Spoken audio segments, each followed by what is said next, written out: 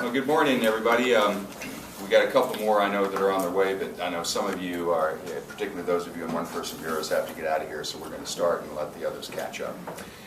Thanks for coming this morning. My name is Dale Butland, and I'm Communications Director at InnovationOhio. I'm here with Ohio President Janetta King, who I will turn the program over to in just a moment. We're here this morning to talk to you about Issue 2, Pay, Perks, and Hypocrisy. And by that, we are referring to the gross hypocrisy displayed by Governor Kasich and the members of the Ohio General Assembly who supported and voted for Senate Bill 5, but who have hypocritically exempted themselves from many of the sacrifices they are demanding of other public employees. For them, sacrifice is a one-way street. For them, what's sauce for the goose is not sauce for the gander. And for them, what they preach and what they practice are two very different things. Whether it comes to their pay, their perks, or their privileges, the champions of Senate Bill 5 think they can play the taxpayers for chumps. Attached to the news release you've got are a series of spreadsheets. Janetta King will explain those spreadsheets to you, how the information was gathered, and she'll summarize some of the highlights or the lowlights of this information. When she finishes, I'll return to make a few final comments, and then we'll open it up for any questions you may have. So with no further ado, the President of InnovationOhio, Janetta King. Thank you, Dale. And I also want to start out with a thanks to Tara Goodnight, who's here, who serves as our Policy Director at InnovationOhio. All of the information that was gathered on the spreadsheet took a lot of work, and she did that for us. And so she'll be participating in the question and answer part of the press conference. I think we hear the word unfairness being used a lot to describe Senate Bill 5 and Issue 2. And there are lots of reasons Ohioans are coming to the conclusion that Senate Bill 5 is unfair. But what we want to talk about today is just one of those reasons that we believe Senate Bill 5 is unfair, and that is the hypocrisy of the Senate Bill 5 supporters. They've called for cutbacks for other public employees, other public workers in the name of cost savings while protecting their own very generous pay and perks.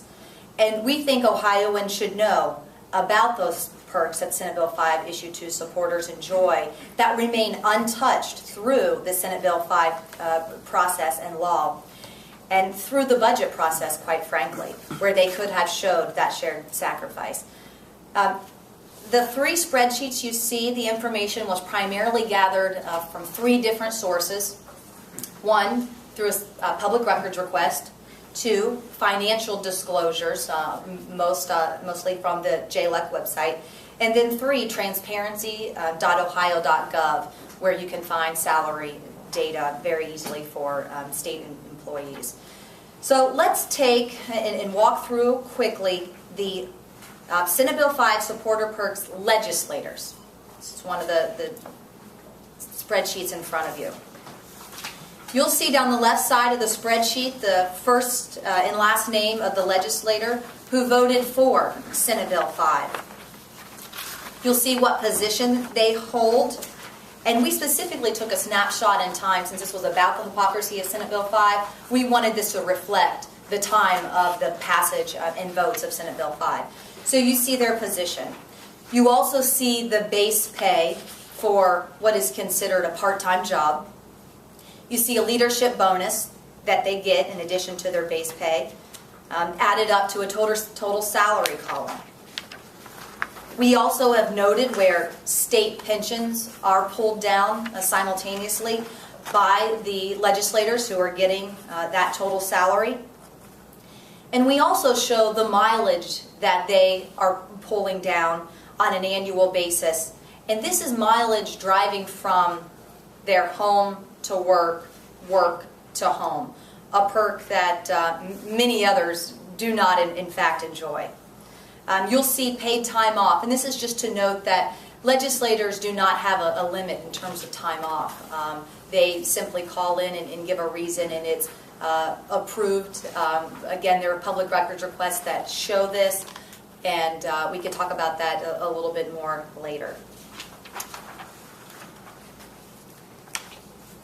Next spreadsheet I'd like to go to is the cabinet.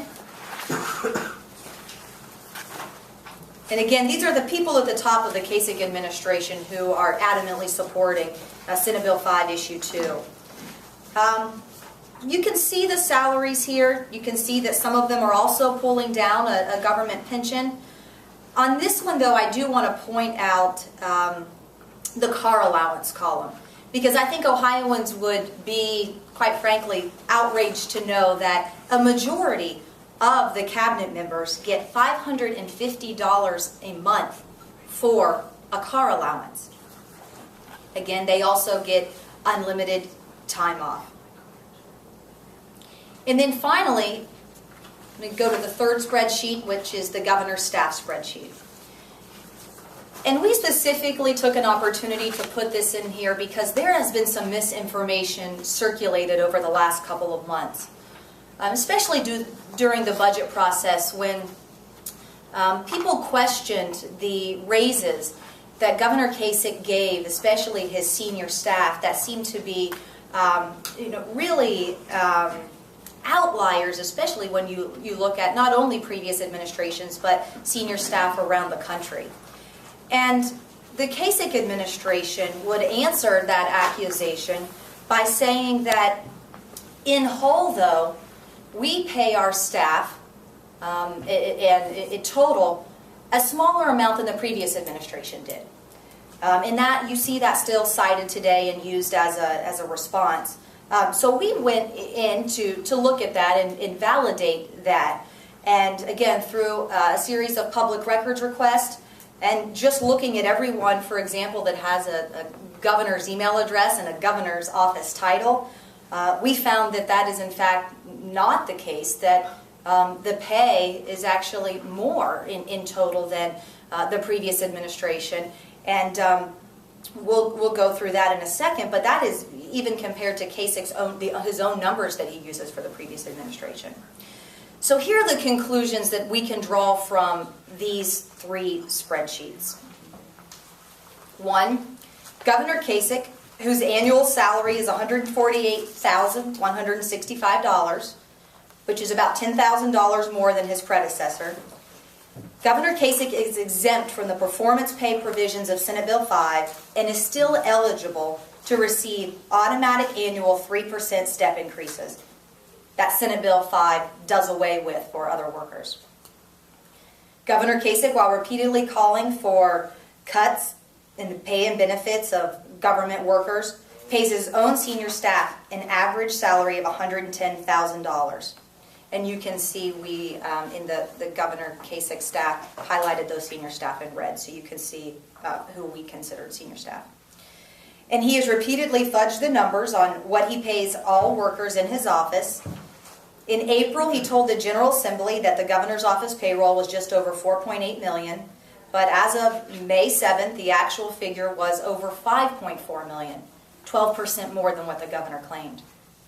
Governor Kasich's 27 cabinet members earn an average base salary of more than $131,000 per year, and at least 22 of them each receive an additional $6,600 per year in car allowances. At least 7 cabinet members are also double dippers who receive state pensions in addition to their government salaries.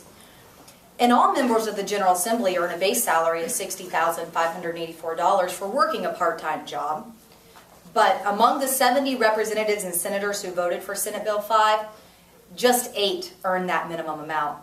The other 62 receive leadership bonuses ranging from $34,000 a year to $5,000 annually, with the average bonus being over $8,600.